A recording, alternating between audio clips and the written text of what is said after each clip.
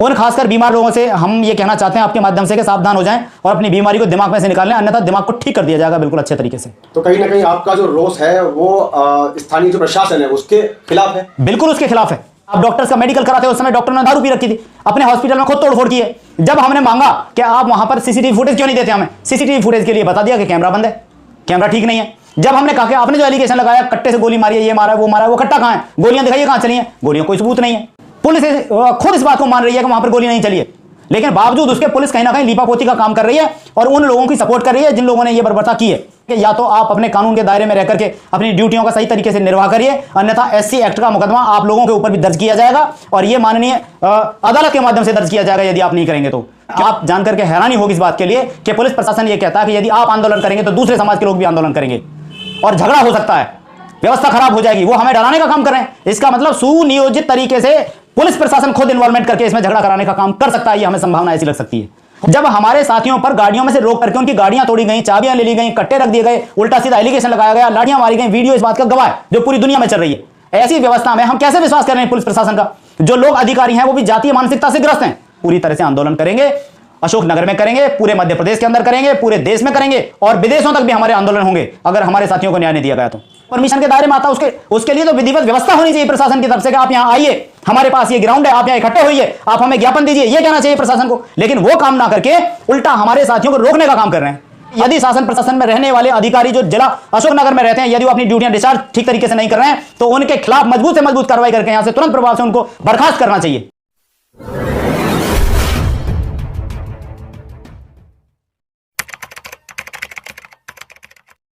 वकील साहब, अशोकनगर में साडौरा थाने के अंतर्गत भीम आर्मी के साथ हुआ जो प्रकरण है जिसमें कि जो भीम आर्मी के लोग हैं वो कुछ जेल में भी हैं अभी अशोकनगर में जी, तो इसकी जो प्रक्रिया है उसमें भी क्या चल रहा है? सुनने में आया है कि इसकी 24 तारीख लगी थी, लेकिन आज तक क्या अपडेट है?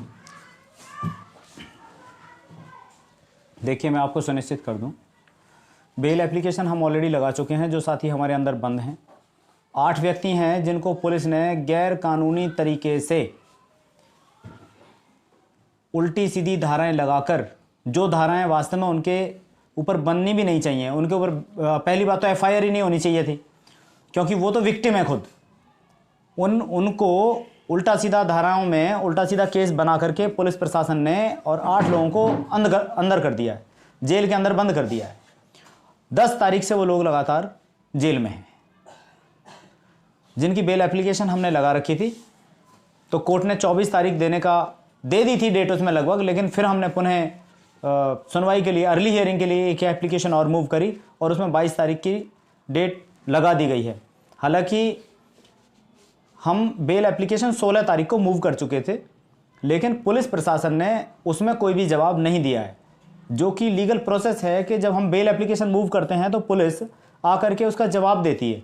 तो कहीं ना कहीं पुलिस इसको नेग्लिजेंस कर रही है और अपनी कार्रवाई नहीं करना चाह रही है और हमारे मैटर को डिले कर देना चाह रही है पुलिस। लेकिन हमने कोर्ट से ये रिक्वेस्ट किया और दोबारा एप्लीकेशन लगाया कि इस पर अर्ली हियरिंग का हमें सुनवाई के लिए दिया जाए टाइम। तो कोर्ट ने हमारी बात को माना और पुलिस को डायरेक्शन दी कि जल्दी से जल्दी इसमें आप अपनी तरफ से जवाब दाखिल करेंगे और हम बेल पर सुनवाई करेंगे, कोर्ट का ये कहना है। तो हमारी एप्लीकेशन एक्सेप्ट हो गई है। 22 तारीख को ये मैटर सुनवाई के लिए लग गया है और पुलिस की जो भी जवाब है उसकी डायरेक्शन वहाँ से हो चुकी है। तो जैसे कि वकील साहब आपने बताया कि इसमें जो अगली सुनवाई है वो 22 नवंबर को होगी, लेकिन उससे पहले 21 तारीख का जो कॉल है आपके आंदोलन का, तो क्या वो स्थगित होगा? नहीं, बिल्कुल नहीं होगा, बिल्कुल भी स्थगित नहीं होगा। मैं आपको पूरे दायित्व के साथ बता रहा हूँ, पूरी जिम्मेदारी के साथ बता रहा हूँ, बहुत बड़े पैमाने पर आंदोलन किया जाएगा और पूरी देश और पूरी दुनिया में आंदोलन देखेगी। सारी दुनिया देखेगी कि किस तरीके से हमारे समाज के लोगों को प्रताड़ित किया जाता है। जो खुद वहाँ पे इन लोगों ने प्रशासन शासन की उसमें इन्वॉल्वमेंट है, जो डॉक्टर्स हैं जिनके खिलाफ मुकदमा दर्ज हुआ उनकी इन्वॉल्वमेंट है। वो डॉक्टर फोन करके किसी को बुला रहे हैं हमारे साथियों को पिटवाने के लिए। यानी कि ये बात एक संकेत के तौर पे मैं बता देना चाहता हूं आपके माध्यम से कि आप यदि अपने अधिकारों की मांग करेंगे शासन प्रशासन के सामने, चाहे तो वो मेडिकल हॉस्पिटल हो या फिर वो कोई भी प्रशासनिक दफ्तर, चाहे पुलिस का दफ्तर हो। आप उत्तर प्रदेश की व्यवस्था देख रहे हैं, आप दूसरे जिलों में जाइए, दूसरे प्रदेशों में जाइए, चारों तरफ एक सा माहौल बना हुआ है ऊपर से लेकर के नीचे तक सारे अधिकारी इस मामले को रफा दफा करने की कोशिश कर रहे हैं, लेकिन हम अपने साथियों की, भीम आर्मी भारत एकता मिशन अपने नौजवान साथियों की, अपने कार्यकर्ताओं के स्वाभिमान पे बिल्कुल आंच नहीं आने देगा। और ये 21 तारीख का आंदोलन पूरी ताकत के साथ इस बात के लिए रखा जाएगा संवैधानिक दायरे में कि हम लोग अपनी बात को कह करके प्रशासन से ये मांग करें, ये पूछेंगे प्रशासन से किस अपराध के तहत आपने क्यों बंद कर दिया। हम में लाठियां लगी हैं, आप देखिए, हम वहां पर 100-150 की तादाद में थे, लेकिन हमारे किसी भी व्यक्ति ने वहां आकर के किसी भी तरह का कोई विध्वंस नहीं किया, कोई दंगा नहीं किया जिसका इल्जाम लगा रहे हैं। हॉस्पिटल में डॉक्टर्स हैं, डॉक्टर जो हैं वो दूसरी जो अपोजिशन है उनके साथ ही मिले हुए हैं, जिनके साथ झगड़ा हुआ है उनके कहने पर वो लोग वहां पे आए हुए हैं। देखिए, ये सामाजिक ताना बाना है, इसमें कुछ लोग जातीय मानसिकता के बीमार हैं। उन खासकर बीमार लोगों से हम ये कहना चाहते हैं आपके माध्यम से कि सावधान हो जाएं और अपनी बीमारी को दिमाग में से निकाल लें, अन्यथा दिमाग को ठीक कर दिया जाएगा बिल्कुल अच्छे तरीके से। तो कहीं ना कहीं आपका जो रोष है वो स्थानीय जो प्रशासन है उसके खिलाफ है? बिल्कुल उसके खिलाफ है, बिल्कुल उसके खिलाफ है। यदि स्थानीय प्रशासन अपनी ताकत से सही तरीके से अपने कर्तव्यों को निर्वाह करता, अपनी ड्यूटी को निर्वाह करता और संवैधानिक दायरे में जिस तरीके से मुकदमा उन्होंने दर्ज किया, हमारी कॉल पहले हुई है, हमारे साथियों ने जिनके साथ ये बर्बरता की गई है उन्होंने कॉल पहले किया, मुकदमा उनका एक दिन बाद में दर्ज कर रहे हैं, उनको अरेस्ट कर लिया और कहते हैं कि जी हमें तो हैंडओवर किए थे। मतलब आप डॉक्टर्स का मेडिकल कराते उस समय डॉक्टर ने दारू पी रखी थी, अपने हॉस्पिटल में खुद तोड़फोड़ की है। जब हमने मांगा कि आप वहां पर सीसीटीवी फुटेज क्यों नहीं देते, हमें सीसीटीवी फुटेज के लिए बता दिया कि कैमरा बंद है, कैमरा ठीक नहीं है। जब हमने कहा कि आपने जो एलिगेशन लगाया कट्टे से गोली मारी है, ये मारा है, वो कट्टा कहां है, गोलियां दिखाइए कहां चली हैं, गोलियों कोई सबूत नहीं है।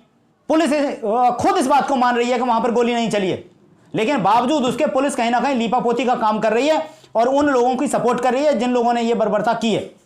हम पुलिस प्रशासन को भी आपके माध्यम से सूचना दे देना चाहते हैं कि या तो आप अपने कानून के दायरे में रहकर के अपनी ड्यूटियों का सही तरीके से निर्वाह करिए, अन्यथा SC एक्ट का मुकदमा आप लोगों के ऊपर भी दर्ज किया जाएगा और यह माननीय अदालत के माध्यम से दर्ज किया जाएगा यदि आप नहीं करेंगे तो, क्योंकि यहां पर सबसे ऊपर है भारतीय व्यवस्था में अदालत का एस्टैब्लिशमेंट और न्यायिक व्यवस्था पे भीम आर्मी भारत एकता मिशन को पूरी तरह से विश्वास है। अच्छा सर, ये आंदोलन के लिए आपकी तरफ से क्या कुछ दिशा निर्देश रहेंगे अपने कार्यकर्ताओं को, और क्या इसका क्राइटेरिया रहेगा? क्या भीम आर्मी के प्रमुख चंद्रशेखर आजाद भी शामिल होंगे या नहीं? देखिए, आदरणीय राष्ट्रीय अध्यक्ष जी एडवोकेट चंद्रशेखर आजाद जी बिल्कुल शामिल होंगे और आदरणीय अध्यक्ष भीम आर्मी भारत एकता मिशन माननीय विनय रतन सिंह जी बिल्कुल शामिल होंगे और सभी पदाधिकारी नेशनल लेवल के, स्टेट लेवल के, जिला लेवल के सभी स्तरीय पदाधिकारी भी इसमें शामिल होंगे और अपनी बात को संवैधानिक दायरे में कहेंगे। उसके संबंध में हमने एक एप्लीकेशन भी दे दी है। आपके संज्ञान के लिए मैं ये बात बता देना चाहता हूं, आपके माध्यम से पूरे भारतवर्ष को, पूरी दुनिया को ये बात बता देना चाहता हूं कि जब हम पुलिस प्रशासन से मिले और हमने ये बात कही कि यदि आप उन दोषियों के खिलाफ कार्रवाई नहीं करेंगे जिन्होंने हमारे साथियों को पीटा है तो हम आंदोलन करेंगे और विधिवत रूप से संवैधानिक दायरे में रहकर के हम आंदोलन करेंगे और आपको ज्ञापन सौंपेंगे, आपको ज्ञापन भी देंगे, हम एक लिखित पत्र देंगे हम कि आप उनके खिलाफ कार्रवाई करिए। लेकिन आप जानकर के हैरानी होगी इस बात के लिए कि पुलिस प्रशासन ये कहता है कि यदि आप आंदोलन करेंगे तो दूसरे समाज के लोग भी आंदोलन करेंगे और झगड़ा हो सकता है, व्यवस्था खराब हो जाएगी। वो हमें डराने का काम कर रहे हैं। इसका मतलब सुनियोजित तरीके से पुलिस प्रशासन खुद इन्वॉल्वमेंट करके इसमें झगड़ा कराने का काम कर सकता है। ये हमें संभावना ऐसी लग सकती है, हो सकता है ऐसा। हमारे अधिकारों के लिए हम आवाज ना उठाएं, इसलिए शासन, प्रशासन, पुलिस सारा कुछ एक तरीके से विधिवत रूप से षड्यंत्र के तहत, क्रिमिनल कॉन्स्पिरेसी के तहत काम करने पे लगा हुआ है। हमारे लोगों को दबाव बनाया जा रहा है कि हम लोग इनमें राजीनामा करें। आपके माध्यम से मैं सुनिश्चित कर देना चाहता हूं कि हम शांतिपूर्वक विधिवत रूप से कानून के दायरे में ज्ञापन देंगे।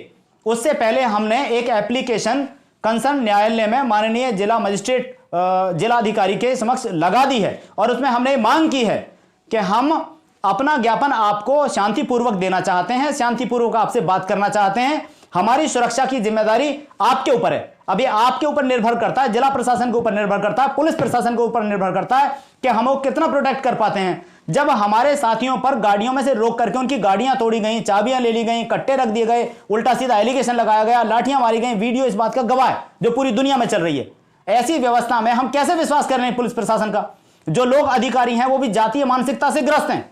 वो चूंकि जब आप देखिए, जब निर्णय करने की पावर केवल उस व्यक्ति के हाथ में है जो एक पक्ष का है, और जो जातिवादी मानसिकता से ग्रस्त है, तो वो सही तरीके से न्याय कैसे कर देगा? बताइए आप, कैसे उन लोगों को अरेस्ट कर देगा जो कि स्वयं उनकी जातियों के हैं?